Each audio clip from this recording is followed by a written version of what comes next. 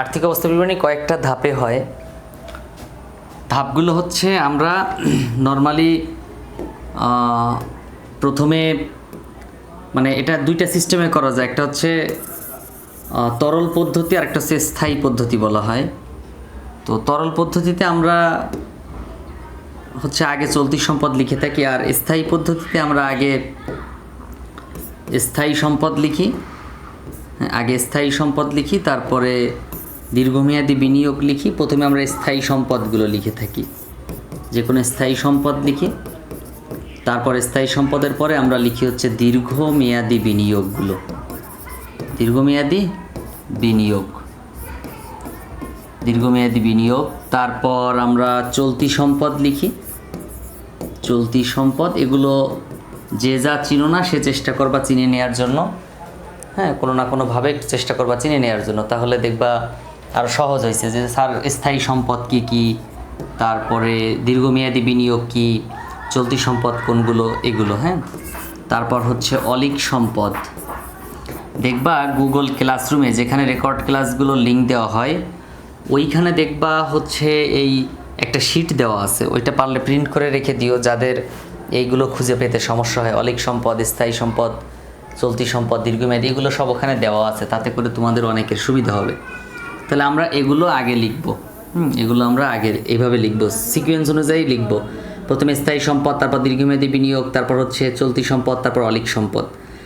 So এভাবে লিখলেই মোটামুটি হবে। এখন এরপরে এটা তুলে নিতে পারো, বইয়ের মধ্যে লিখে রাখতে পারো এক জায়গায়, হ্যাঁ, তাহলে আমরা পরে বুঝতে সুবিধা হবে, আমাদের বুঝতে সুবিধা হবে। ওকে, দায়ের ক্ষেত্রে যখন আমরা লিখব তখন আমরা প্রথমে লিখব হচ্ছে দীর্ঘমেয়াদী দায়, দীর্ঘমেয়াদী দায়, দীর্ঘমেয়াদী দায়। তারপর লিখব হচ্ছে চলতি দায়, দীর্ঘমেয়াদীর পর লিখব কি চলতি দায়, চলতি দায়। আর লাস্ট লিখব হচ্ছে মালিকানা সত্ত্ব, যেটা আমরা পূর্বের ক্লাসে নির্ণয় করেছিলাম, মালিকানা সত্ত্ব।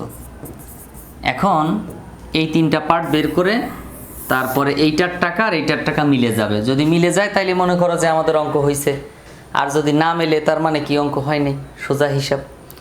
সো এখন কথা হচ্ছে, বলো তো কেউ একজন যে চলতি সম্পদগুলো কি কি হতে পারে। আগে বলো হচ্ছে স্থায়ী সম্পদগুলো কি কি। স্যার আমি তো স্থায়ী সম্পদ চিনি না, অনেকে বলবা। তো যারা পারো তার মধ্যে একজন একটু আমাকে বলো তো যে স্যার স্থায়ী সম্পদ হচ্ছে এইগুলো, কোনটা কোনটা স্থায়ী সম্পদ বলো তো, কে বলবা, একজন বলো। স্যার স্থায়ী সম্পদ এগুলো, একজন বলো তো, কে কে কে বলতো। হ্যাঁ বলো প্লিজ।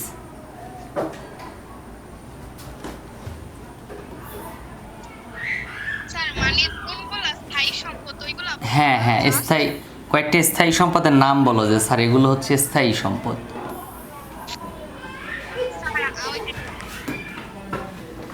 বলো।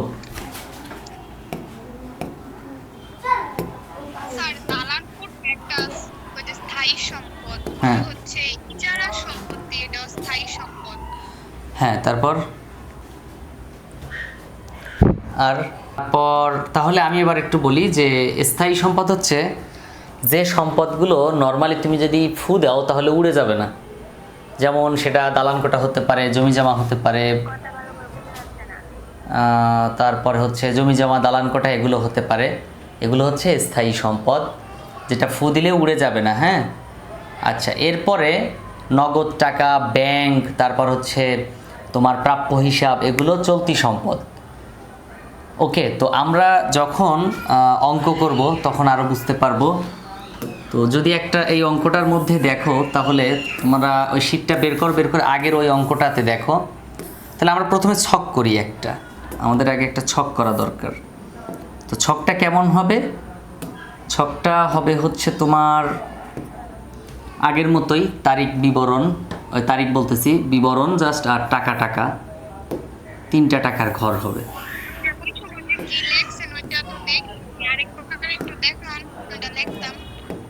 এটা কি আর পাবো এখন, সে তো হ্যাঁ আছে। আচ্ছা একটু লিখে নাও তাড়াতাড়ি, মানে আমরা কোন সিস্টেমে সাজাবো, কোনটার পর কোনটা লিখবো তাই।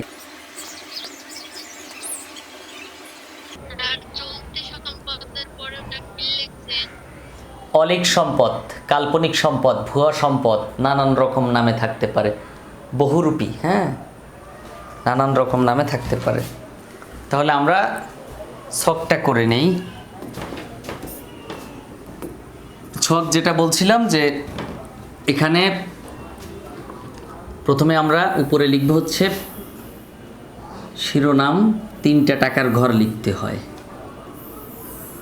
3টা টাকার ঘর লিখতে হয়।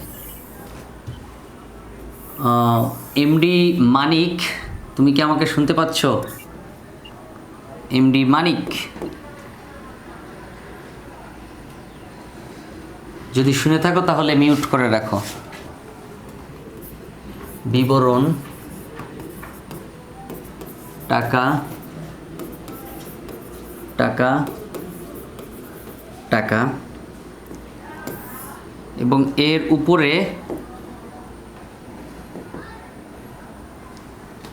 প্রতিষ্ঠানের নাম লিখতে হবে। তো আমরা যে অঙ্কটা করতেছি এই প্রতিষ্ঠানের নাম হচ্ছে আরথি অ্যান্ড সন্স, আরথি অ্যান্ড সন্স। তারপর এটা হচ্ছে আর্থিক অবস্থার বিবরণী, আর্থিক অবস্থার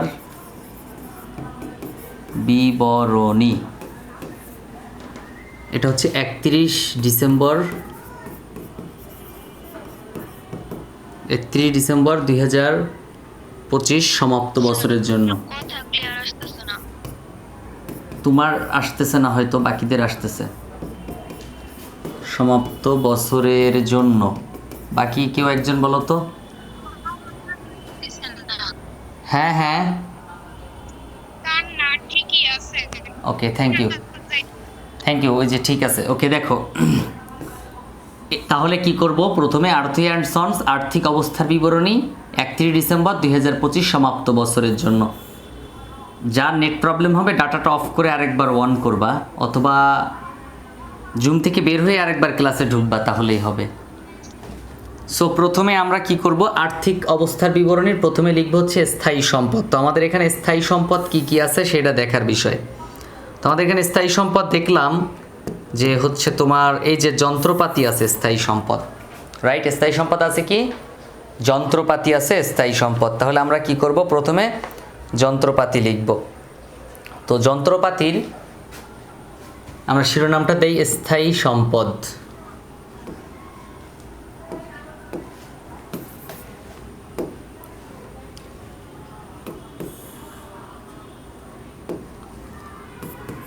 স্থায়ী সম্পদ,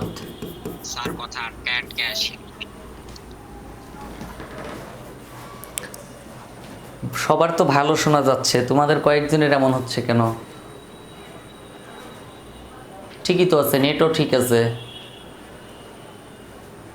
তারপর আমি এখানে যে স্ক্রিনে আমি দেখতে পাচ্ছি এটা তো ক্লিয়ার দেখা যাচ্ছে, এটাই তো আমার নেটের কথা বলছে এটা, সেখানে ক্লিয়ার দেখা যাচ্ছে, হয়তো নেটের প্রবলেম তোমাদের। দেখো স্থায়ী সম্পদ, তো স্থায়ী সম্পদের মধ্যে প্রথমে তাহলে আমি লিখব কি, যন্ত্রপাতি।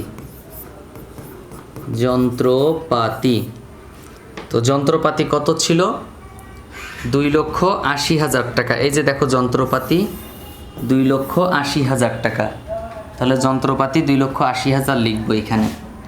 এখন কথা হচ্ছে আগে দেখতে হবে যে স্থায়ী সম্পদ কয়টা আছে। হ্যাঁ, স্থায়ী সম্পদ কয়টা আছে সেইটা আমাদেরকে আগে দেখতে হবে। তো স্থায়ী সম্পদ যদি একটা থাকে তাহলে আমরা এই কলমে লিখে অবচয়টা বাদ দিয়ে এই কলমে যাব, কিন্তু যদি স্থায়ী সম্পদ একাধিক থাকে তাহলে সবগুলো এই ঘরে লিখব, আর তার পার্সোনাল কোনো কাজ থাকলে এই ঘরে লিখব। তো এখানে যন্ত্রপাতি আছে আর দেখো জমি আছে, যন্ত্রপাতি এবং জমি আছে। তাহলে দুটো যেহেতু আছে, একাধিক যেহেতু আছে, তাহলে আমরা কি করব, এই ঘরে লিখব ওদেরকে, কিন্তু ওদের যদি পার্সোনাল কাজ থাকে এই ঘরে শেষ করব। তাহলে যন্ত্রপাতি কত টাকা, যন্ত্রপাতি 2,80,000 টাকা, এখানে লেখো 2,80,000 টাকা লিখলাম। এবার বাদ দিব, বাদ পুঞ্জীভূত অবচয়, পুঞ্জীভূত অবচয়। ওকে, পুঞ্জীভূত অবচয়ের কাজটা হচ্ছে, একটু খেয়াল করো সবাই, পুঞ্জীভূত অবচয় দেখবা আমরা সমন্বয় থেকে একটা বের করে থাকি।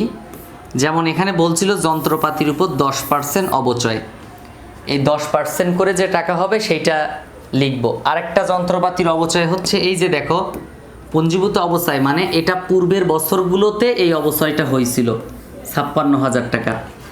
তো আমরা এটা কিন্তু মানে প্রত্যেকটা সমন্বয়ের এন্ট্রিগুলো প্রত্যেকটা 2 বার করে লিখব। তো এই যন্ত্রপাতির অবচয় বিশদ আয় বিবরণীতে একবার লিখেছিলাম পরিচালন ব্যয়ের মধ্যে।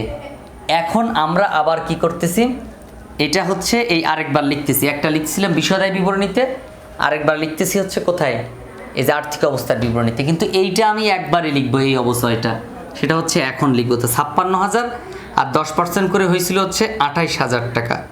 হ্যাঁ, 56,000 এবং 28,000। তা আমাদেরকে যেটা করতে হবে এই দুটো এখানে যোগ করতে হবে, 56,000 এবং 28,000। 28,000 যোগ 56,000, 28,000 আর 56,000 টাকা। তাহলে 28,000 আর 56,000 কত হয়, দুটো একসাথে করতে হবে। তাহলে আমরা ক্যালকুলেটারে হিসাব করব 28,000 যোগ 56,000। হ্যাঁ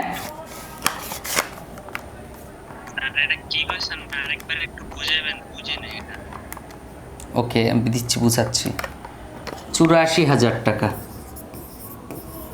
খেয়াল করো, এই 2,80,000 থেকে, শোনো, যন্ত্রপাতি থেকে তার ব্যবহারজনিত কারণে যে অবচয় হয়েছে সেটা বাদ দিতে হবে। তো এখানে যন্ত্রপাতি হচ্ছে 2,80,000 টাকা। এই 2,80,000 টাকার উপরে যদি আমরা 10% করি, মানে ওরা তো বলে দিছিল 10% করতে হবে যন্ত্রপাতির অবচয়। তো আমরা এই যন্ত্রপাতির উপর যদি 10% করি তাহলে হয় 28,000 টাকা। এই 28,000 টাকার সাথে দেখবা রেওয়া মিলের মধ্যে ওই যন্ত্রপাতির কোনো অবচয় আছে কিনা, এই যে 56,000। তাহলে আমার এই বছরের এই অবচয় 28,000, আর আগের অবচয় ছিল 56,000। এটা হচ্ছে পুরাতন অবচয়, মানে পূর্বের বছরগুলোতে অবচয়টা ছিল এই 56,000। আর এইখানে নতুন করে যেটা বের হয়েছে এই 56,000 আর 28,000, এই দুটো এখানে লিখে আমরা দুটো একসাথে বাদ দিয়ে দেব। জাস্ট এতটুকুই যে অবচয় আমরা বাদ দিয়ে দেব যন্ত্রপাতি থেকে। তো কয়টা অবচয়, দুটো অবচয়। একটা হচ্ছে দেখবা রেওয়া মিলের মধ্যে পুঞ্জীভূত অবচয় লেখা আছে, আর একটা হচ্ছে তুমি যেটা বের করছো 28,000 সেইটা। এই দুটো 84,000, দুটো একসাথে করলে। তারপর আমরা কি করব, এই 2,80,000 থেকে আমরা বাদ দিব হচ্ছে 84,000 টাকা। তাহলে কত হয়, 1,96,000 টাকা হয়। 1,96,000 টাকা। হ্যাঁ, এইটুকু হচ্ছে কাজ। তাহলে 1,96,000 টাকা পাইলাম। এবার আসো জমির এইখানে। তো জমির এখানে কোনো কাজ আছে কিনা সেটা দেখতে হবে। জমি বলছে কি 4,73,200 টাকা। তো লিখি জমি 4,73,200। জমি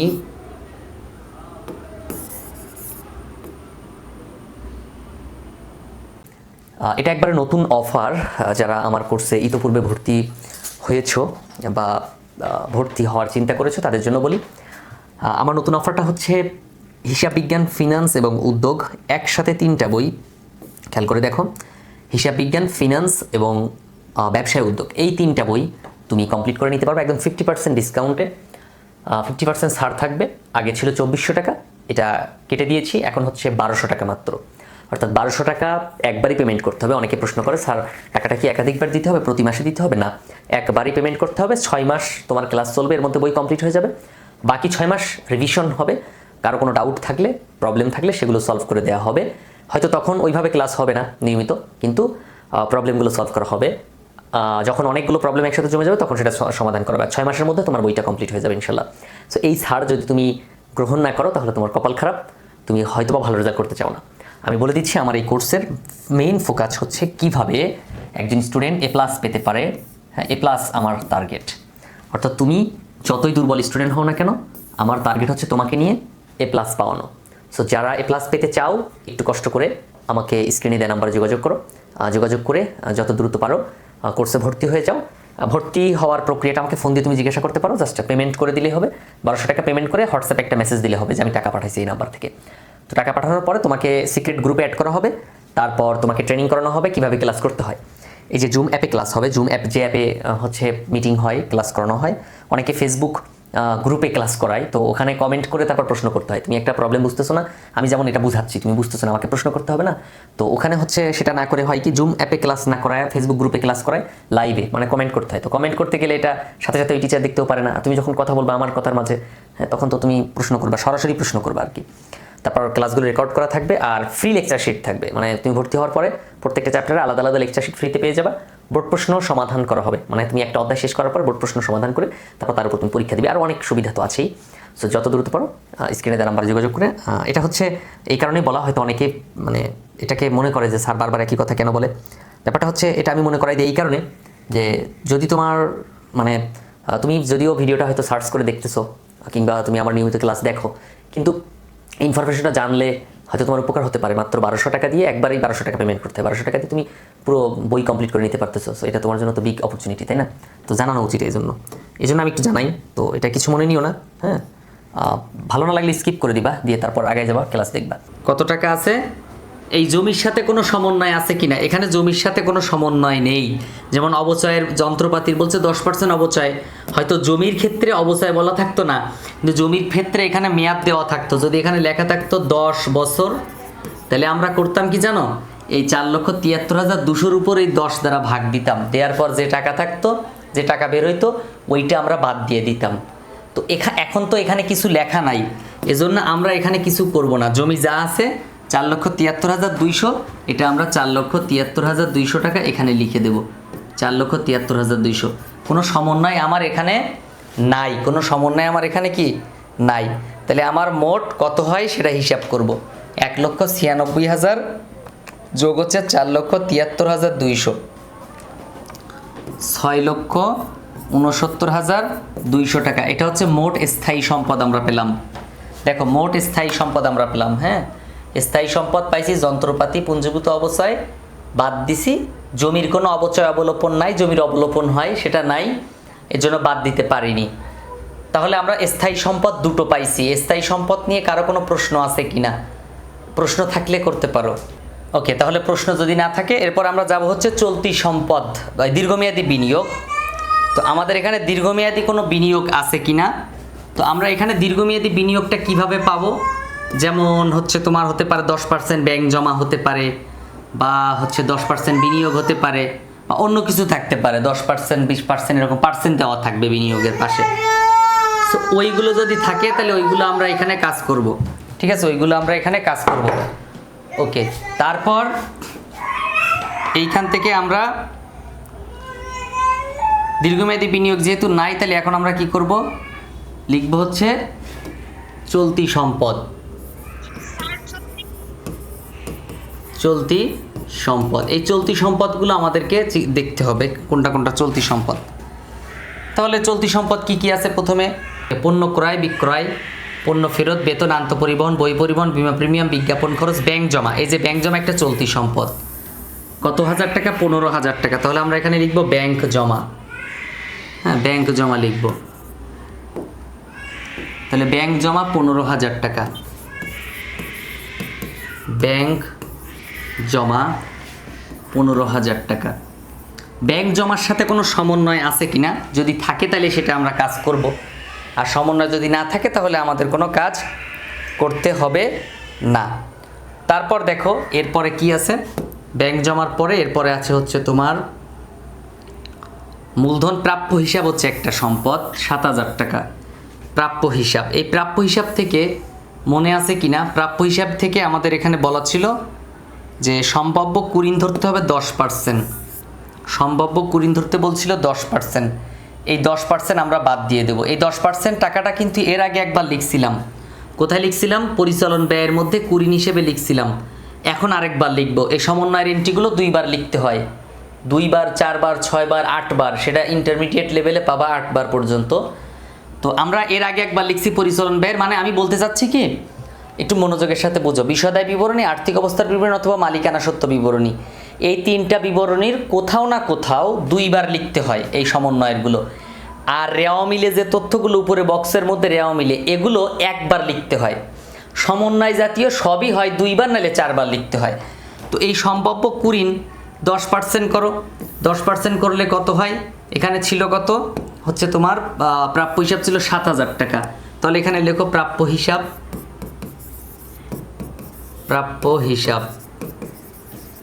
7,000 টাকা।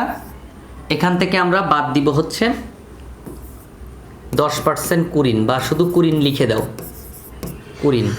তুমি চাইলে এখানে 7,000-এর উপর 10% করে দেখাতে পারো। হ্যাঁ, 500 টাকা হবে কেন? 7,000 টাকার উপর 10% করলে তো একটা শূন্য বাদ দিলে 700 টাকা হয়। এখন বলতে পারো স্যার এই যে কুরিন আছে 500 টাকা, এই যে কুরিন এটা পুরাতন কুরিন, এটা একবারই লিখতে হয়। কয়বার লিখতে হয়? একবারই। সেটা কিন্তু অলরেডি আমি বিশদায় বিবরণীতে একবারই লিখেছিলাম 500 টাকা, এজন্য এটা আর লিখতে পারবো না, এটা লেখা শেষ। বিশদায় বিবরণীতে পরিচালন ব্যয়ের মধ্যে একবার লেখা শেষ, এজন্য আর লিখবো না। তাহলে 500 টাকা এটা লিখবো না, লিখবো এই 700 টাকা। 7,000 থেকে 700 টাকা বাদ দিলে 6,300 টাকা, 6,300 টাকা। ওকে, এরপরে আমরা তারপরে আমাদের প্রাপ্য হিসাব, তারপরে ব্যাংক জমা লেখা শেষ। এরপরে আমরা লিখব হচ্ছে, দেখো যন্ত্রপাতি এগুলো লেখা শেষ, জমি লেখা শেষ, 10% ঋণ এটা হচ্ছে দীর্ঘমেয়াদী দায়, এটা পরে পুঞ্জীভূত অবস্থায় লেখা শেষ, কুরিন লেখা শেষ, মজুত পণ্য 1 তারিখেরটা লেখা শেষ। এরপরে আসো এখানে নিচে দেখো সমাপনী মজুত পণ্যের ক্রয় মূল্য 5,000 টাকা, বাজার মূল্য 4,000 টাকা। পাশে ব্র্যাকেট দিয়ে এখানে লিখে রাখো এক জায়গায়, এই এমসিকিউটা পাবা। রক্ষণশীলতা নীতি অনুযায়ী ক্রয় মূল্য এবং বাজার মূল্যের মধ্যে যেটা দাম কম সেটা লিখতে হয়।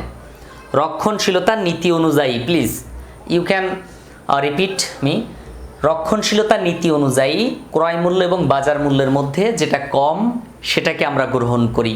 তাহলে এখানে কম আছে 5,000, 4,000-এর মধ্যে 4,000 টাকারটা, এবং এটা একটা চলতি সম্পদ সমাপনী মজুদ, যেটা এর আগে একবার লিখেছি। কোথায়? বিক্রিত পণ্যের ব্যয় লেখার সময়, বিশদায় বিবরণী বিক্রিত পণ্যের ব্যয় লেখার সময় আমরা এই যে 4,000 টাকা একবার বাদ দিছিলাম বিক্রিত পণ্যের ব্যয়ের মধ্যে লাস্টে, আর এই এখন আরেকবার লিখতে যাচ্ছি, তার মানে কি 2বার লেখা হইল সমন্বয়ের এই এন্ট্রিটা।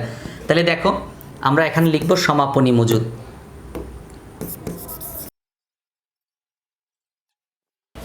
ক্লিয়ার না? শোনা যাচ্ছে না? যাচ্ছে। ওকে ওকে, ঠিক আছে। সো আমরা লিখতেছিলাম কি যে সমাপনী মজুত পণ্য, সমাপনী মজুত পণ্য। তাহলে সমাপনী মজুদ ছিল হচ্ছে 4,000 টাকা, রাইট? 4,000 টাকা, হ্যাঁ 4,000 টাকা ছিল। তাহলে আমরা এখানে লিখব 4,000 টাকা। তাহলে সমাপনী মজুদটা 2 জায়গায় লিখেছি ইতিমধ্যে। একটা হচ্ছে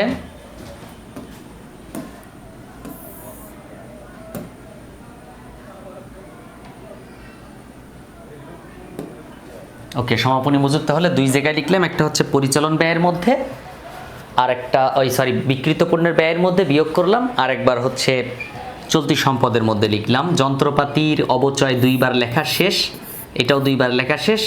বকেয়া বেতন একবার লিখেছি পরিচালন ব্যয়ের মধ্যে, বেতনের সাথে যোগ করছিলাম, আর একবার লিখব চলতি দায়ের মধ্যে। বিমার প্রিমিয়াম অগ্রিম দেওয়া আছে, এই যে অগ্রিম বিমা প্রিমিয়াম এর আগে একবার লিখছি। এই বিমার প্রিমিয়াম অগ্রিম একবার লিখছি, মনে আছে কারো? কোথায় লিখছিলাম বলো তো, কোথায় লিখছিলাম? বিমা প্রিমিয়াম অগ্রিম এর আগে একবার লিখেছিলাম, বলতে পারবা? স্যার ওইটা তো পরিচালনা ব্যয়ের মধ্যে লিখেছিলেন। হ্যাঁ, পরিচালন ব্যয়ের মধ্যে বিমা প্রিমিয়াম বাদ দিছিলাম, তাই না? ওই বিমা থেকে এই বিমা প্রিমিয়ামটা বাদ দিছিলাম, অগ্রিম অংশটা। তাহলে তখন একবার লিখলাম। কুরিনের পরে স্যার বুঝায় দেন। আচ্ছা, ওইটা যখন আসতেছি, যখন বুঝাবো একটু পরে। বিমার প্রিমিয়াম যেটা বোঝাচ্ছি এটা শেষ করি। বিমা প্রিমিয়াম হচ্ছে অগ্রিম দেওয়া আছে 2,500 টাকা। এটা এর আগে একবার পরিচালন ব্যয়ের মধ্যে এই যে বিমা প্রিমিয়াম লিখছিলাম, খাতাটা নিয়ে দেখা দরকার হলে পেজটা একটু উল্টায় দেখো বিশদায়ী বিবরণীর অঙ্কে, যে এই যে বিমা প্রিমিয়াম লেখা আছে, হ্যাঁ এই যে বিমা প্রিমিয়াম লেখা আছে, দেখো বিমা প্রিমিয়াম লিখেছিলাম 5,000 টাকা, ওখান থেকে অগ্রিমটা বাদ দিছিলাম। তো এখন সেই অগ্রিমটা আবার এখানে লিখব সম্পদ হিসেবে, চলতি সম্পদ হিসেবে অগ্রিম বিমা 2,500 টাকা, অগ্রিম বিমা 2,500 টাকা। আর হচ্ছে এই যে প্রাপ্য হিসাব 7,000 টাকা ছিল, এই কুরিনটা ওখান থেকে আমরা বাদ দিছি। এই যে কুরিন নিচে যে সমন্বয়ে যে কুরিন আছে, সমন্বয়ের যে সম্ভাব্য কুরিন এটা 2বার লেখা দরকার। তো পরিচালন ব্যয়ের মধ্যে একবার লিখছিলাম, সম্ভাব্য কুরিন 10% হিসেবে লিখছিলাম, নতুন কুরিন হিসেবে 10% লিখছিলাম। দেখো বিশদায় বিবরণীর মধ্যে 700 টাকা প্রথমে লিখছিলাম, লেখার পর এই কুরিনটা সেখান থেকে বাদ দিছিলাম, পুরাতন 500 টাকার কুরিন। তো এটা তো অলরেডি একবার লিখে ফেলছি, ওই যে কুরিন পরিচালন ব্যয়ের মধ্যে বাদ দিছিলাম, তো এখন আর লিখতে হবে না নতুন করে, এটা আর লেখার দরকার নেই, এটা একবার লেখা শেষ। আর এইটা একবার লিখছিলাম, এই এখন আরেকবার লিখলাম, এই যে প্রাপ্য হিসাব 7000 টাকা, সেখান থেকে কুরিন 7000-এর উপর 10% করে 700 বাদ দিলাম, তাহলে এই কুরিনটা কিন্তু 2বার লিখে ফেললাম। ওকে, এটা আর লেখা লাগবে না। এরপরে তাহলে আমাদের এখানে আছে কি, আর ঋণের সুদ বকেয়া আছে, এটা একটা দায়, এটা আমরা যখন দায়ের পরিমাণ নির্ণয় করব তখন আমরা হিসাব করব। তাহলে আমরা যেটা দেখতে পাচ্ছি আমাদের এখানে সম্পদ আর কি কোনোটা বাদ আছে, সবগুলো লেখা শেষ। ঠিক আছে, সবগুলো এখানে লেখা শেষ। 15,000, 6,300, 2,500 আর হচ্ছে 4,000। তাহলে আমরা এই চলতি সম্পদগুলো সব এখন যোগ করব। কত? 15,000 আর 6,000 21,000 আর 4 25 আর 2 হচ্ছে 27,000, 27,800, রাইট, 27,800 টাকা। তাহলে আমরা আরও কিছু সম্পদ পেয়ে গেলাম, চলতি সম্পদ, তাই না? চলতি সম্পদ পেলাম। এখন হচ্ছে অলিক সম্পদ। অলিক সম্পদ এই অঙ্কে আছে কিনা সেটা দেখতে হবে। এখন অলিক সম্পদ কোনগুলো স্যার? অলিক সম্পদ কেমনে চিনব? অলিক সম্পদ হচ্ছে তোমার যে সম্পদগুলো আসলে ও সম্পদ না, কিন্তু ওর বৈশিষ্ট্য অনুযায়ী বলে দিচ্ছে ও সম্পদ। ব্যাপারটা মনে করো যে এরকম, আমার এই রুমের মধ্যে কোনো একটা কিছু হারাইছে, তো আমি দেখলাম যে ওই দিনের মধ্যে ওই একজন ব্যক্তি আমার রুমের মধ্যে আসছে, তার মানে বৈশিষ্ট্য অনুযায়ী বোঝা যাচ্ছে আসলে উনি আমার জিনিসটা চুরি করছে, কিন্তু আসলে চুরিটা অন্য কেউ করতে পারে, তো আমার বৈশিষ্ট্য অনুযায়ী মনে হচ্ছে যে উনি চোর। তো ব্যাপারটা হচ্ছে এমন যে আমার সম্পদ হিসাবে মনে হচ্ছে যে এই বৈশিষ্ট্য অনুযায়ী ওরা সম্পদ, কিন্তু আসলে ওরা তো সম্পদ না, কিন্তু আমি তাদেরকে সম্পদ নামে পরিচয় করাবো। অলিক সম্পদ, কাল্পনিক সম্পদ, ভুয়া সম্পদ, ইন্টারমিডিয়েট লেভেলে এগুলোর আরও অঙ্ক আছে, সেগুলো তখন পাবা।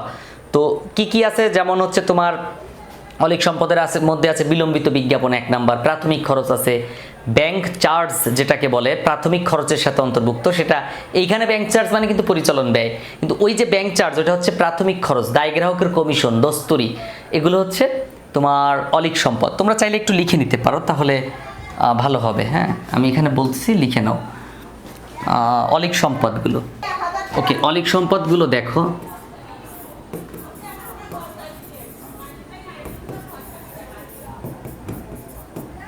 অলিক সম্পদ কি কি? অগ্রিম বিজ্ঞাপন,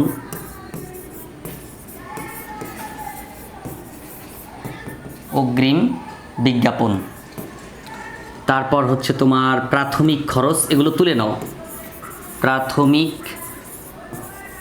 খরচ, তারপরে হচ্ছে দায় গ্রাহকের কমিশন, দায় গ্রাহকের কমিশন, তারপর হচ্ছে ব্যবসায় স্থানান্তর,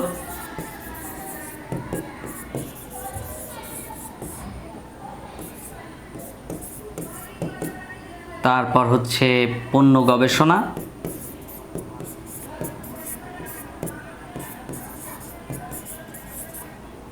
তারপর এগুলো হচ্ছে অলিক সম্পদ। হ্যাঁ, এগুলোই পাবা। তারপর হচ্ছে অবহার, আরেকটা জিনিস অবহার। হ্যাঁ, অবহার, এইগুলো হচ্ছে তোমার অলিক সম্পদ নামে পরিচিত, সুপার ডুপার অলিক সম্পদ নামে পরিচিত। হ্যাঁ, এইগুলো পরিচিত, তো এগুলোই আমরা অলিক সম্পদ নামে চিনে থাকি। এগুলো তো লিখে নাও সবাই একটু কষ্ট করে। স্যার এটা কি লেখেন ওই যে ব্যবসা স্থানান্তর, দায় গ্রাহকের কমিশনের পরেরটা একটু দেখান তো। ব্যবসায় স্থানান্তর, পণ্য গবেষণা আর হচ্ছে অবহার।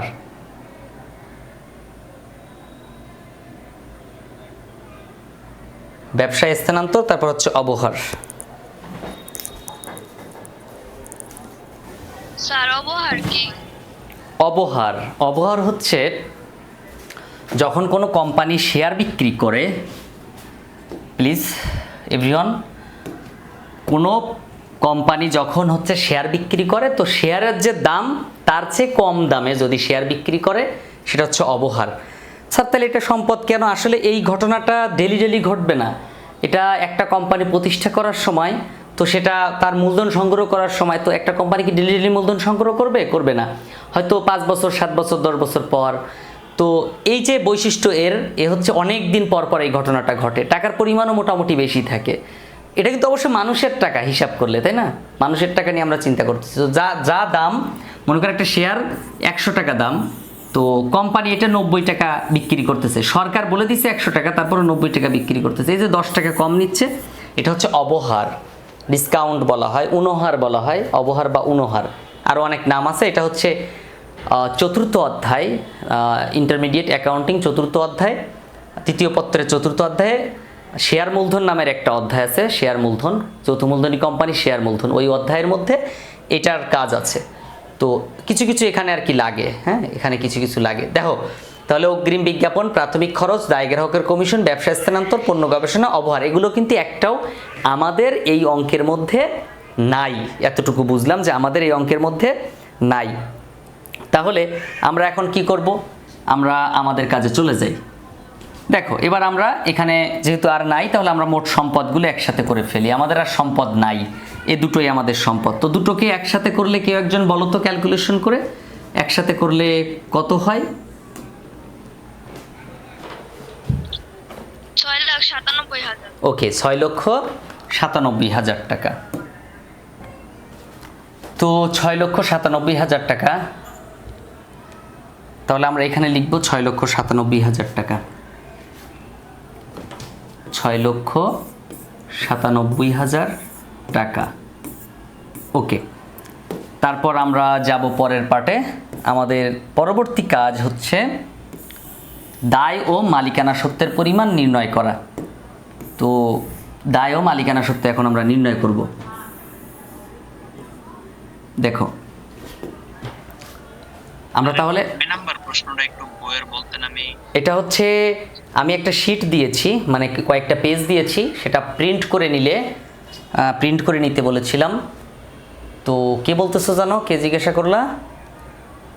ওই প্রিন্ট করে দিছি একটা পেজ।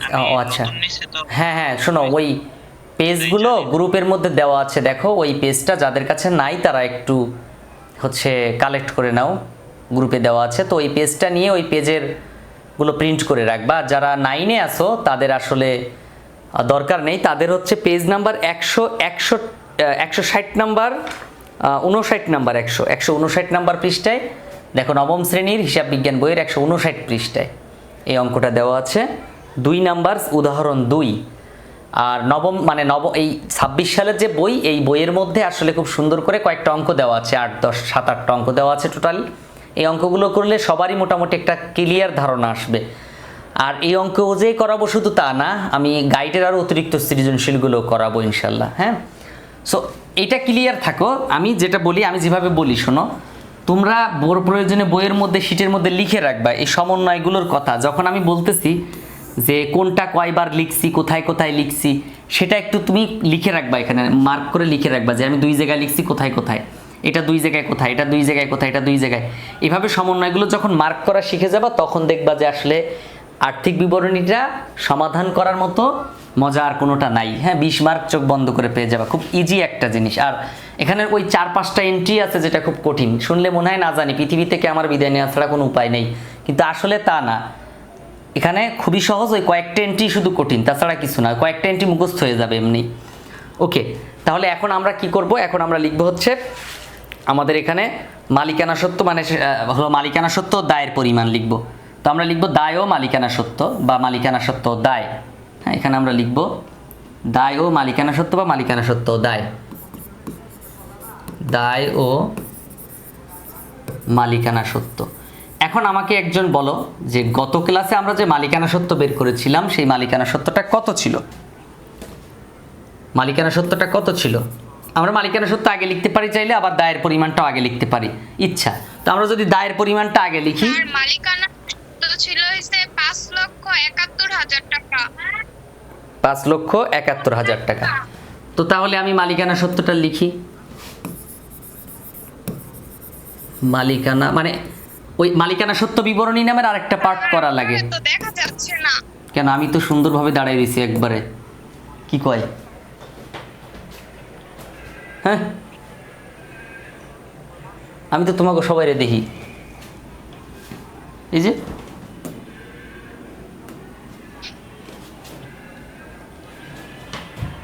হ্যাঁ দেখা যাচ্ছে এখন?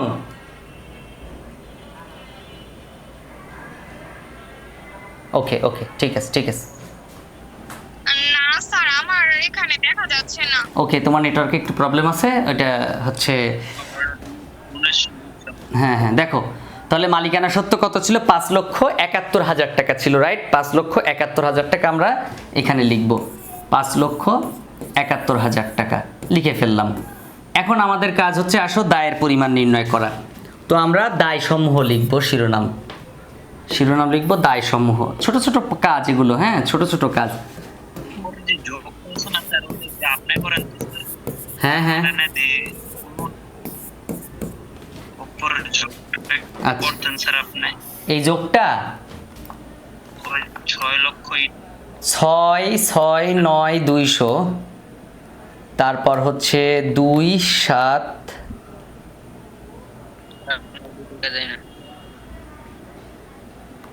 27,800। স্যার উপরেরটা যোগ করতে হইবে, আমি তো এই পাশ ও আচ্ছা ঠিক আছে, এই জন্য হ্যাঁ হ্যাঁ বুঝছি বুঝছি, ঠিক আছে থ্যাংক ইউ। আচ্ছা দেখো তারপর হচ্ছে আমাদের দায় সমূহের পরিমাণ বের করব। তো আমরা যেহেতু স্থায়ী পদ্ধতিতে করতেছি, মানে দীর্ঘমেয়াদীগুলো আগে লিখি, তারপর চলতিগুলো লিখি, হ্যাঁ। তো আমাদের প্রথমে আমরা লিখব হচ্ছে দীর্ঘমেয়াদী দায়, যেহেতু একটা আছে ওখানে ঋণ, দীর্ঘমেয়াদী দায়, শিরোনাম দিলাম দীর্ঘমেয়াদী দায়। এবার আমরা লিখব হচ্ছে দীর্ঘমেয়াদী দায়, দেখব কত টাকা আছে। তো দেখো একটা দীর্ঘমেয়াদী দায় আছে। শোনো, একটা বিষয় খেয়াল রাখবা, কোনো ঋণের পাশে যদি পার্সেন্টেজ দেওয়া থাকে, বুঝছি একটু ওকে, এখন একটু স্বাভাবিক হয়েছে না? ওকে ওকে, দেখো তাহলে এই যে কোনো পার্সেন্ট যদি দেওয়া থাকে, দেখবা ঋণের পাশে পার্সেন্ট দেওয়া থাকলে সেটা নর্মালি দীর্ঘমেয়াদী হয়ে থাকে। তো 1 লক্ষ টাকা, তাহলে আমরা এখানে লিখব কি 10% ঋণ 1 লক্ষ টাকা, এখানে আমরা লিখলাম 1 লক্ষ টাকা, 1 লক্ষ টাকা লিখলাম। ওকে, তো 1 লক্ষ টাকা লিখলাম। এবার আমরা চলতি দায়গুলো লিখব, হ্যাঁ। তো চলতি বা স্বল্পমেয়াদী দায় বলতে পারো। তো আমরা স্বল্পমেয়াদী দায় যদি লিখে থাকি, চলতি দায় বা স্বল্পমেয়াদী দায়, যে যেটা পছন্দ করো, স্বল্পমেয়াদী দায় বা চলতি দায়, এর আরেক নাম হচ্ছে চলতি দায়। তো চলতি দায়গুলো আছে কি কি প্রথম থেকে দেখব। দেখো যেগুলো একবার লিখছি সেগুলো কিন্তু আর লিখবো না। যেমন পণ্য ক্রয়, আমরা বিক্রিত পণ্যের ব্যয়ের মধ্যে লিখছি, বিক্রয় লিখছি, পণ্য ফেরত লিখছিলাম, ক্রয় বিক্রয় থেকে ফেরত দিছিলাম, বেতন লিখছিলাম, আন্তঃপরিবহন লিখছি, বহি পরিবহন, বিমা, সব লেখা শেষ, বিজ্ঞাপন লিখছি। তারপর দেখো ব্যাংক জমা লাস্ট চলতি সম্পদে লিখছিলাম, মূলধন মালিকানা সত্ত্বে লিখেছিলাম, প্রাপ্য হিসাব চলতি সম্পদে, প্রদেয় হিসাব আমরা কোথাও লিখি নাই। তাহলে প্রদেয় হিসাব 10,000 টাকা, এটা আমরা এখন লিখব প্রদেয় হিসাব দিয়ে, প্রদেয় হিসাব।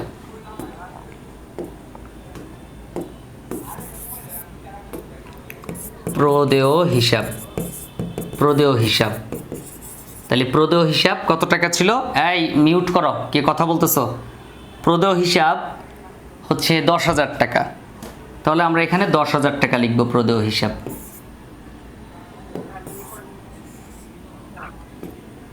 এই রিয়েলমি ম্যাক্স প্রো কেরা ভাই? ম্যাক্স প্রো রিয়েলমি ফোন চালাও যে, আল্লাহর দোহাই লাগে মিউট করো।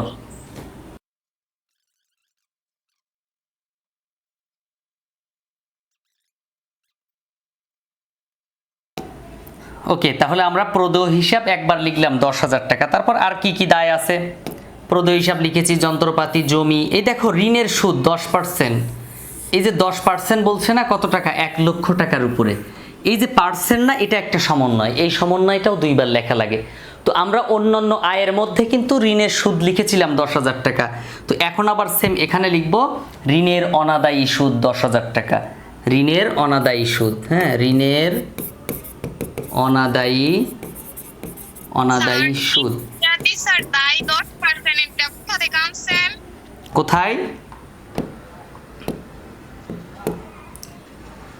কোথায় বলো? স্যার বলতাছি দীর্ঘমেয়াদী তাই লেখছেন না লেখছেন যে ওইটা 10% কোথা থেকে লেখছেন? বইয়ের মধ্যেই দেখো দেওয়া আছে, শীটের মধ্যে দেখো দেওয়া আছে 10% ঋণ লেখা আছে। এই যে 10% ঋণ 1 লক্ষ টাকা পাইছো? লাস্টে থেকে 4 নাম্বারটা দেখো, ঋণ 10% ঋণ জি স্যার ওইটা তো কি?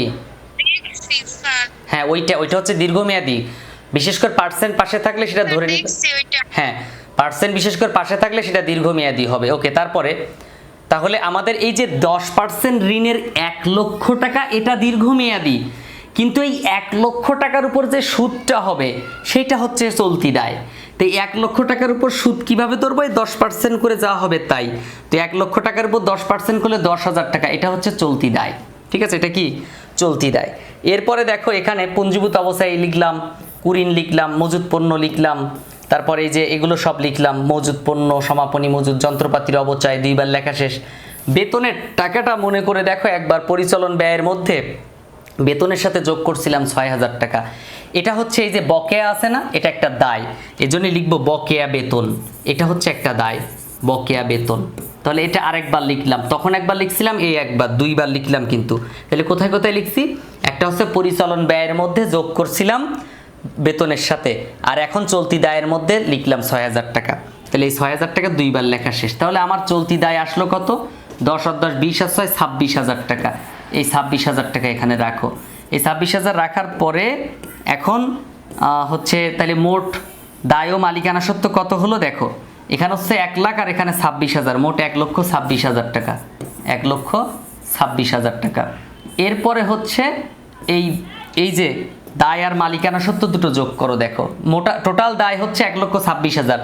দীর্ঘমেয়াদী ছিল 1 লাখ আর এটা ছিল চলতি দায় ছিল 26, মোট 1,26,000। হ্যাঁ 1,26,000 আর ওই যে মালিকানা সত্ত্ব 5,71,000, তাহলে 1,26,000 সাথে এই হচ্ছে 5,71,000 যোগ করো। কত? 1,26,000 সাথে 1,26,000 যোগ 5,71,000 টাকা, মোট 6,97,000 টাকা। 6,97,000। এখন খেয়াল করে দেখো তো সম্পদের সাথে দায় মালিকানা সত্ত্ব মিলছে কিনা। এখানে যেমন 6,97,000 ছিল, এখনো কিন্তু সেম 6,97,000 টাকায় বের হয়েছে। এই যে দেখো মোট টোটাল সম্পদ 6,97,000, এখনো কি হলো 6,97,000 টাকা। হ্যালো এখন বলো কার কি প্রশ্ন আছে? স্যার। হ্যাঁ হ্যাঁ বলো বলো। কিছু দেখা যায় না স্যার। বুঝি নাই। স্যার একটা স্কুল থেকে একটু দেখান তো, লেখ মতো, তাই জন্য কিছু বুঝি নাই আজকে। হ্যাঁ বুঝি নাই, আবার বলো। স্যার কিছু দেখা যায় না। দেখা যাবে না তো, তুমি তোমার এখানে সাউন্ড, তোমার নাম কি? Hello sir. হ্যাঁ তোমার নাম কি? রিয়েলমি চালাও তুমি, তোমার নাম কি? তুহিন। তুহিন। তুমি এই যে মিউট করে করো না কেন, আনমিউট করে রাখছো? তোমার ওই পাশে কথা বলতেছে বাসায় কারা, ওই সাউন্ডের জন্য তো বাকিটা ক্লাসে ডিস্টার্ব করতেছে। মিউট করে ফেলো। আচ্ছা এবার বলো, ইয়া বলো, তোমার হচ্ছে মাইমুনা বলো কিছে? স্যার আমার ওই যে চলতি সম্পদ লেখছেন না, পরে ওইখানে নিচের থেকে বুঝাই দেন, ওই যে কুড়িন যে লেখছেন এর পরে আর বুঝি না। আচ্ছা দেখো তাহলে, স্যার আমার চলতি আচ্ছা চলতি সম্পদ কোনগুলো আছে দেখো, ওখানে চলতি সম্পদ আছে যেমন প্রদেয় হিসাব একটা চলতি সম্পদ, তারপর ঋণের যে সুদ, ঋণটা হচ্ছে দীর্ঘমেয়াদী কিন্তু ঋণের যে সুদ সেই সুদটা হচ্ছে চলতি। তারপরে কারণ ঋণের সুদ তো প্রদান করা হয় নাই, ঋণের সুদ যদি প্রদান করা হইতো তাহলে এই রেওয়া মিলের কোথাও না কোথাও লেখা থাকতো যে এটা ঋণের সুদ। হ্যাঁ কোথাও না কোথাও লেখা থাকতো। তাহলে এখানে কোথাও লেখা আছে যে ঋণের সুদ, দেখো তো এখানে কোথাও ঋণের সুদ লেখা আছে কিনা? নাই, তার মানে কি আমি ঋণের সুদটা এখনো প্রদান করি নাই, তো এই জন্য ঋণের সুদটা বের করে নিবা। হ্যাঁ বলো। স্যার ব্যাংক জমা কি? ব্যাংক জমা হচ্ছে চলতি সম্পদ, ব্যাংক জমা চলতি সম্পদ। ওকে, এখন এটা তুলে নাও, সবাই তুলে নাও। তারপরে আমারে প্রশ্ন করো কোথায় স্পেসিফিক কোন এন্ট্রি সম্পর্কে বুঝো নাই সেটা আমাকে প্রশ্ন করো, আমি উত্তর দিয়ে দেই, তাহলে বেটার হবে। হ্যালো হ্যাঁ বলো, কোন এন্ট্রি সম্পর্কে বুঝো নাই সেটা আমাকে জিজ্ঞাসা করো। স্যার চলতি সম্পদের কাছে আসছেন লেখতাছি তো দেখা যায় না। ও আচ্ছা।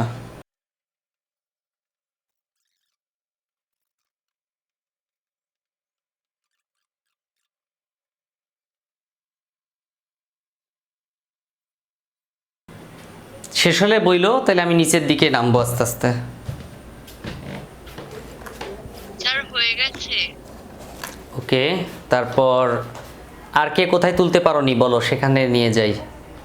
তুমি বুঝতে পারবা সেদিন থেকে, মনে করো যে তোমার অঙ্ক হওয়া শুরু হবে। আর এটা বেসিকটা একটু মাথার মধ্যে ঢুকলেই মনে করো যে আল্লাহ দিলে একবারে দেখবা কাজ হইতেছে ভালোই। হ্যাঁ, সো তোমরা চেষ্টা করবা প্রত্যেকটা ক্লাস দেখার এইভাবে। হ্যাঁ, আর না হলে রেকর্ড ক্লাসটা হলো একবার আরেকবার দেখবা পুরোটা, তাহলে দেখবা যে ওইখান থেকে আরও অনেক কিছু হ্যাঁ করতে পারো। আমি যে কথাগুলো বলতেছি সেগুলো আরেকবার করে শুনলে হয়তো আরও ক্লিয়ার হবে। মানে এই ক্লাসটা তো করবাই, পরে আরেকবারও দেখবা কষ্ট করে। ওকে, তাহলে দেখবা এই 20 মার্ক আর মিস যাবে না। স্যার বলো। জি স্যার। স্যার রেকর্ড ক্লাসগুলো কই থাকে? ইয়াল্লাহ, তুমি সারা জীবন পর কি বললা এটা? আল্লাহ মাফ করো। কেন, ওই যে গুগল ক্লাসরুমে অ্যাড করছি না, একটা লিংক দিয়ে দিছিলাম, তো ওই গুগল ক্লাসরুমের মধ্যে ঢুকলেই তো হবে। ওখানে সাজানো আছে দেখবে একটার পর একটা, বুঝেছো? স্যার হ্যাঁ। এখন স্যার। ক্লাস করতে পারবো? এখন ক্লাসের পর রেকর্ড ক্লাস করতে পারবো না? হ্যাঁ, তো ক্লাস তো প্রত্যেকটা, ও খোদা খোদা কয় কি, প্রত্যেকটা ক্লাসই তো রেকর্ড হয়। স্যার কষ্ট করে আমার লিংকটা দিয়ে। সিসি ওই যে, আচ্ছা ঠিক আছে, যারা রেকর্ড ক্লাস পাও না আমারে একটু নক দিও। স্যার এটা কি গ্রুপের মাঝে দিবেন নাকি আপনার হোয়াটসঅ্যাপে দিবেন? রেকর্ড ক্লাসের তো লিংক আসে না তো। ক্লাসের লিংক আসবে ওটা ওই যে গুগল ক্লাসরুমে। হ্যাঁ, গুগল ক্লাসরুমে। আমি শোনো, আল্লাহর বান্দারা শোনো, আমি বলি, আমি একটা 2টা লিংক দিছিলাম না, ওখানে দেখো একটা মেসেজে লেখা আছে যে এই লিংকের মধ্যে ঢুকলে রেকর্ড ক্লাসগুলো পাবা। ওই লিংকের মধ্যে দুটো সফটওয়্যার নামানোর জন্য বলছিলাম, দুটো সফটওয়্যার নামাইতে বলছিলাম, ওই যে হচ্ছে দুটো স্ক্রিনশট দিছিলাম না। তোমরা তো আমার মেরিয়ে লেবা দেখা যায় সারা জীবন পরে। এটা কি বললা? হ্যাঁ, ঠিক বুড়া বয়সে এসে তাও বললা এটা।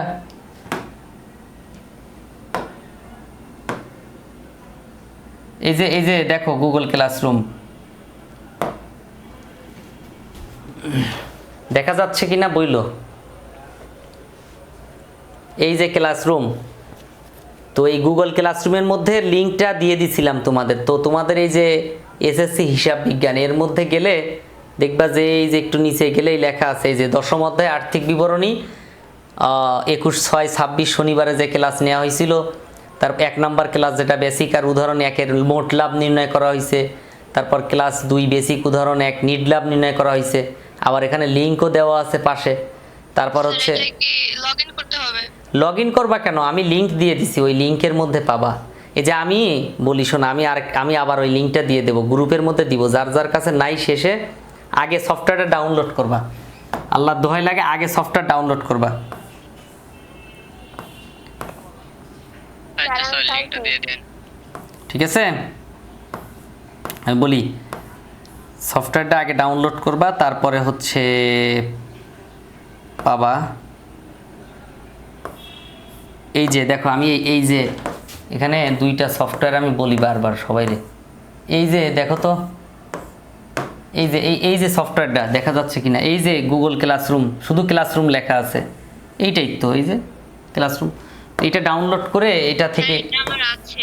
ওটা তো সবারই আছে যাদের একটু মোটামুটি দামি। ডাউনলোড করা আছে। আরে এটা শুধু একবারে প্রথম থেকে শোনো, এটা শুধু আমার মতো যাদের মোবাইল কম দামি তাদের থাকে না, তাছাড়া মোটামুটি একটু দামি মোবাইলে সবারই থাকে এটা। এই এখন আপডেটেড মোবাইলগুলোতে সবারই দেওয়া থাকে, শুধু আমার মোবাইলে নাই, আমি ডাউনলোড করে রাখছি, আর সব মোবাইলেই আছে।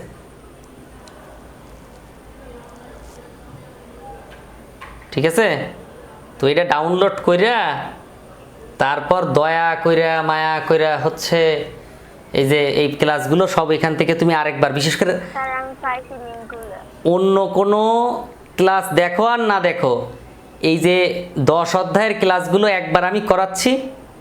অনেক কিছু মাথায় ঢুকবে না, নেট সমস্যা, মেসেজ টেসেজ আসে, সেগুলো রিপ্লাই দেওয়া লাগে, মনোযোগ অনেক সময় বিচ্ছিন্ন হয়।